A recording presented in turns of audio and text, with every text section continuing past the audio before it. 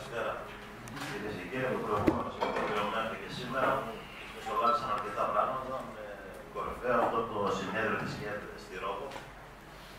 Παραπρεθήκαμε και εγώ, ο κ. Κουτσόπουλος, ο κ. Κουτσόγλου.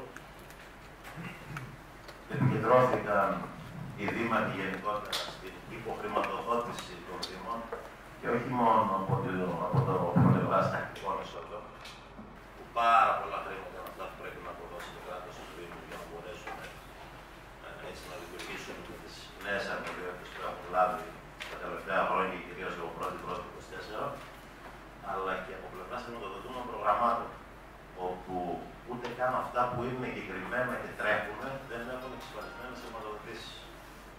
Κάνουν λογαριασμούς, καταθέτουμε σε αρμόδια υπουργεία και σε αρμόδιες διοικητικές αρχές και χρήματα δεν έρχονται για να πληρώσουν.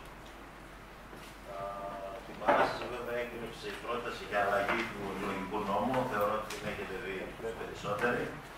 Παρ' όλα αυτά, θεωρώ ότι ήταν ένα παιχνίδι έτσι από προσανατολισμό για να φύγουμε από τα βασικά προβλήματα, γιατί οι εκλογές του άλλου, φίλε Δημήτρη, είναι πολύ μακριά από σήμερα. Οπότε προτεραιότητα έχουν άλλα ζητήματα. Το δεύτερο θέμα που θα ήθελα να ενημερώσω είναι σε σχέση πάλι με το έργο στον κόμμα του Πλατάνου μπροστά στο σχολείο. Έκανα μια ανακοίνωση προχθές για να δώσω απαντήσεις σε κάποια ζητήματα που προβληματίζουν ενδεχομένως στην κοινωνία. Και για την τοποθέτηση μου γίνεται γιατί καταλαβαίνω ότι παραφράσαμε αυτό που είπα. Η ολοκλήρωση του έργου συνολικά είναι στις 31 Δεκάτου 25.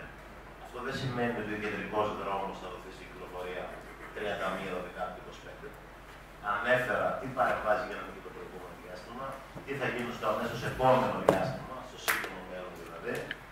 Με τον Οργολόγο που είχαμε μια κουβέντα σήμερα, μου είπε ότι μέχρι τέλος του χρόνου με πολύ μεγάλη προσπάθεια ίσως καταφέρει να τελειώσει. Παρ' όλα αυτά, αν δεν προλαβαίνει να τελειώσει, ενώπιση των εορτών θα κάνουμε μια παύση εργασιών για λίγες μέρες ώστε να δώσουμε στην κυκλοφορία τον δρόμο για να διευκολύνουμε εκεί την περίοδο εμείς την κυκλοφορία και αμέσως μετά θα ξαναξεκινήσει για να το τελειώσει έτσι μέσα στον Ιανουάριο, ευχής έχουμε στο πρώτο 15ήμερο.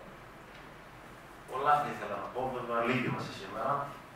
Αυτό που με προβληματίζει διαχρονικά το τελευταίο διάστημα είναι η έλλειψη θεατών στα δημοτικά συμβούλια. Γιατί κάτι δεν κάνουμε όλοι μας καλά ή έχει χάσει το ενδιαφέρον του κόσμου.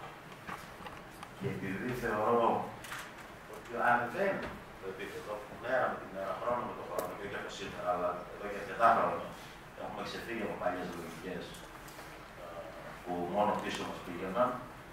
Κάνω μια πρόταση τώρα και απευθύνομαι σε εσένα, Πέτρο, και δεν είναι καθόλου συνομιλημένο. Μήπως να αρχίσουμε να καλούμε σχολεία. Σχολείο, γυμνάσια, λίγα, δεν ξέρω αν είσαι ο εκπαιδευτικός και αν ψήσω.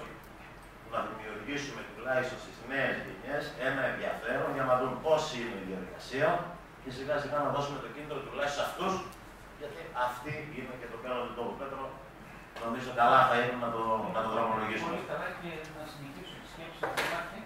Νομίζω ότι σε σχέση με το χώρο, δηλαδή μια πρόταση να δούμε πώς μπορεί να εφαρμοστεί, είναι να καλέσουν καταρχήν τα 15 συμβούλια και το σχολείο της δευτεροβάθμιας εκπαίδευσης, ξεκινώντας από τα μίδια της χώρας μας. Όπου χρειάζεται ο Δημήτρης, να κάνει το θέμα που έχει βοηθειά σου και τη ζητάς.